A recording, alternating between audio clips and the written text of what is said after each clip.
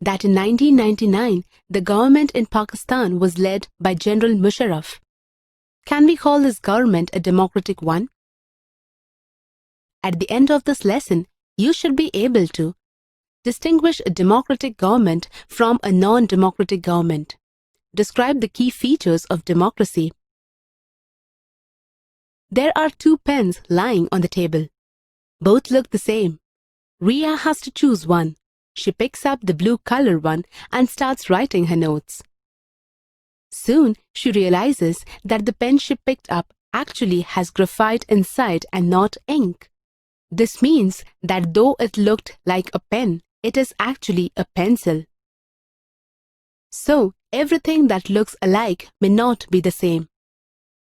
Thus, a pen has some specific characteristics because of which we call it a pen. Similarly, all the governments in the world pretend to be democratic, but in reality, they may not be democratic. A democratic government has some specific features. Recall: the government in Chile before and after Pinochet's rule, the government in Poland after the fall of communist rule, and the government in Ghana in the early period of Nkrumah's government. What was common in these three governments? The governments were chosen by the people. So, democracy is a form of government in which the rulers are elected by the people. On the other hand, in a non-democratic government, rulers are not elected by the people. Can you state the name of one of our neighboring countries who has a non-democratic government?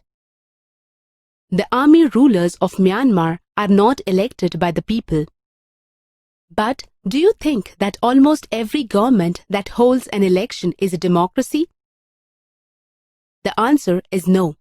Let us look at the definition of democracy again and find out answers for some questions with respect to the stated definition of democracy.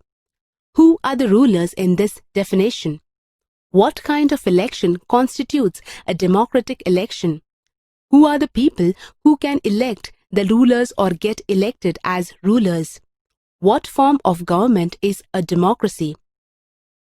To get answers to these questions, let us look at our neighboring country, Pakistan.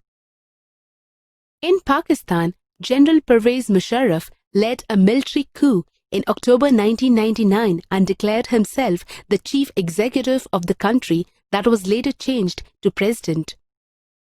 In August 2002, he issued a legal framework order that amended the Constitution of Pakistan. This order states that the president can dismiss the national or provincial assemblies. The work of civilian cabinet was supervised by military officers. After passing this law, elections were held to the national and state assemblies. In this case, can we say that the rulers of Pakistan in that election were elected by the people of the country? No. People may have elected their representatives to the national and provincial assemblies, but those elected representatives were not really the rulers. The power to take final decision rested with army officials and with General Musharraf. Thus, in a democracy, the final decision-making power must rest with those elected by the people. Now, let us look at the election process in two other countries, China and Mexico. In China, elections are regularly held after every 5 years for electing the country's parliament, called National People's Congress. The National People's Congress has the power to appoint the president of the country. Here, only those who are members of the Chinese Communist Party or other 8 smaller parties allied to it are allowed to contest elections. The government is also formed by the Communist Party.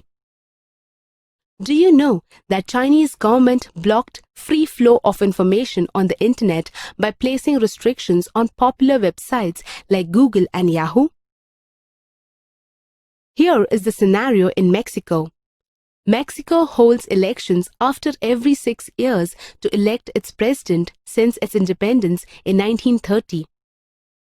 But until 2000, every election was won by a party called PRI, Institutional Revolutionary Party. PRI was known to use many dirty tricks to win elections. For example, all those who were employed in government offices had to attend its party meetings. Teachers of government schools used to force parents to vote for PRI. Do you think the elections described above are examples of people electing their rulers? In these examples, there was no way the ruling party could be defeated, even if people were against it. Thus, a democracy must be based on a free and fair election where those currently in power have a fair chance of losing. Let us look at another example. There are few countries where people don't have equal right to vote. In Saudi Arabia, women do not have the right to vote. In Fiji, the electoral system is such that the vote of an indigenous Fiji has more value than that of an Indian Fijian. Can you consider such elections as democratic? Democracy is based on a fundamental principle of political equality. Hence, in a democracy, each adult citizen must have one vote and each vote must have equal value. Now, let us look at another feature of democracy. Zimbabwe attained independence from white minority rule in 1980. Since then, the country has been ruled by ZANU-PF, the party that led the freedom struggle. Its leader, Robert Mugabe, has been ruling the country since independence. Elections have been held regularly and always won by ZANU-PF. Do you think Robert Mugabe is so popular?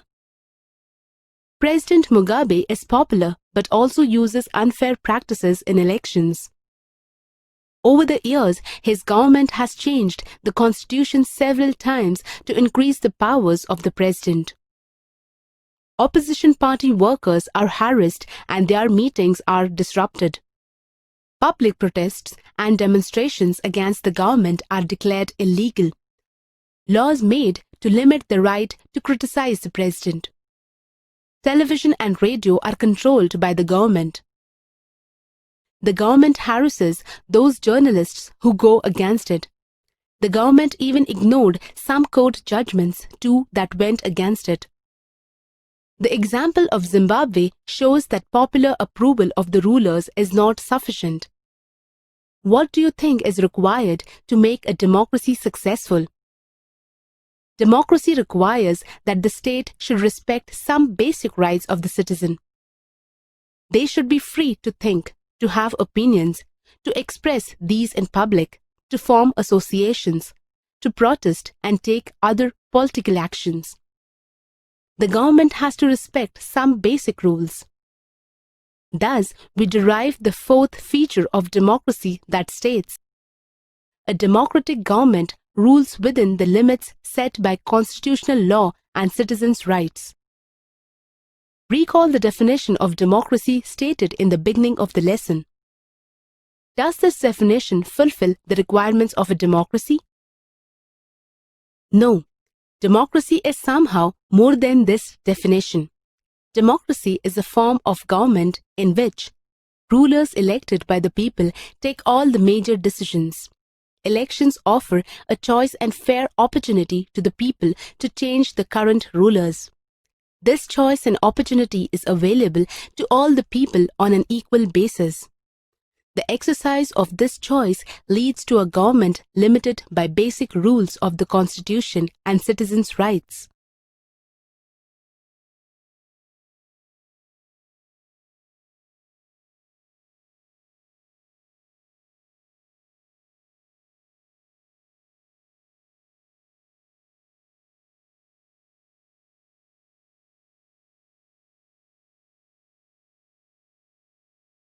Are not allowed to put forward your views in any decision that your family takes. At the end of this lesson, you should be able to give reason why democracy is considered better than any other forms of government. Described democracy as a principle that can be applied to any sphere of life. You are allowed to ask questions to your teacher in the class. What if you were not allowed to ask any questions? We all feel bad if someone stops or punishes us from asking a genuine question.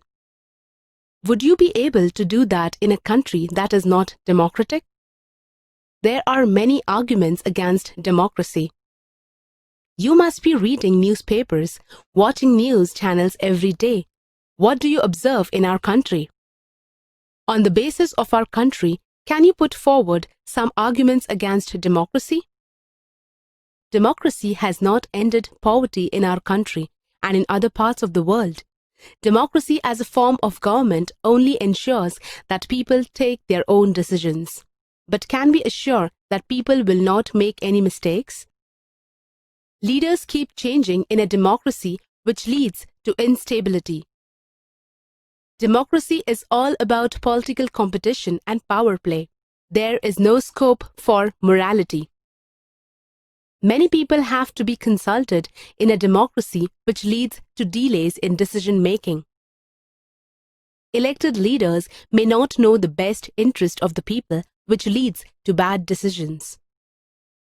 Democracy leads to corruption as it is based on electoral competition. Ordinary people don't know what is good for them. Why should we include them in decision-making? These arguments show that democracy of the kind we see may not be the ideal form of government. But is democracy better than any other forms of government that are there for us to choose from? Let us find out by looking at some examples. China's famine of 1958-1961 was the worst recorded famine in the world history. During those days, India's economic condition was not much better than China. Yet, India did not have a famine of the kind China had. What do you think is the reason for this? Economists think that the existence of democracy in India made the Indian government respond to food scarcity in a way that the Chinese government did not. No large-scale famine has ever taken place in an independent and democratic country. A non-democratic government also may respond to people's needs, but it depends on the wishes of the ruler. A democracy requires that rulers have to attend to the needs of the people. Thus, a democratic government is a better form of government because it is a more accountable form of government. A democratic decision always involves many people, discussions, and meetings. When a number of people put their heads together, they are able to point out possible mistakes in any decision. Though it takes time, this reduces the chances of irresponsible decisions. Thus, democracy improves the quality of decision-making. In any society, people are bound to have differences of opinions and interests. These differences are particularly sharp in a country like ours, which has an amazing social diversity. The preference of one group can clash with those of other groups. Whichever group is more powerful will dictate its terms, and others will have to accept that. Will the people be happy in such a scenario? No, people will not be happy. Democracy provides the only peaceful solution. In democracy, no one is a permanent winner and no one is a permanent loser. Different groups can live with one another peacefully. Thus, democracy provides a method to deal with differences and conflicts. Democracy is based on the principle of political equality. The richest person of the country or the poorest one has the equal value of one vote. On recognizing that, the poorest and the least educated has the same status as the rich and the educated. Thus, democracy enhances the dignity of citizens. There is no guarantee that mistakes cannot be made in democracy. No form of government can guarantee that. The advantage in a democracy is that such mistakes cannot be hidden for long. There is a space for public discussions on these mistakes, and there is a room for correction. Either the rulers have to change their decisions, or the rulers can be changed. Can this happen in a non-democratic government? No. There is no scope for the citizens to correct any mistake done by the government. Thus, democracy is better than other forms of government because it allows people to correct their own mistakes. These are the reasons why democracy is considered the best form of government. Have you heard anyone using the word democracy in any other context? Ria says to her friend Naina that their family is a democratic family. Whenever a decision has to be taken, they all sit together to arrive at a consensus. Her opinion matters as much as her father's. What does this mean? A democratic decision involves consultation with others and consent of all those who are affected by that decision. Here, Ria has the same say as her father. That means those who are not powerful have the same say in taking the decision as those who are powerful. Thus, democracy is also a principle that can be applied to any sphere of life.